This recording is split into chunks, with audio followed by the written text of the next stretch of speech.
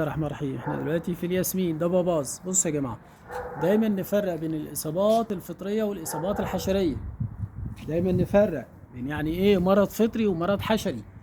النقط اللي انتوا شايفينها في الورق من تحت دي اهي، عايزين نجيبها في حاجه اوضح اهي.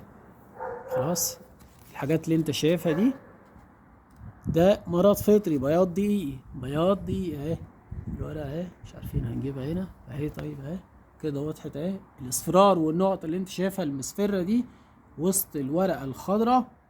الورقة الطبيعية ما بتبقاش كده. الورقة الطبيعية ما بتبقاش كده. الورقة الطبيعية اهي. خلاص، طيب ده ايه ده؟ ده بياض دقيقي، مرض من ضمن الامراض الفطرية اللي بيصيب نباتات كتيرة، من ضمنها الباباز. الاصابات الحشرية في الباباز متعددة، بيبقى اكثرها في البق الدقيقي. في حاجة اسمها البق الدقيقي، دي حشرة. تمام. وفي حاجه اسمها البياض، دي ده فطر انت ما بتشوفوش بعينك، دي جرثومه فطريه بتصيب الورق، بتعمل تهتك في الثغور التنفسيه وفي انسجه الورق لغايه ما تدمرها بالطريقه دي. مره على مره تدمر لك النبات كله. هي صحيح في ايه فرق. الحل احنا بنقول الرش الوقائي الدوري.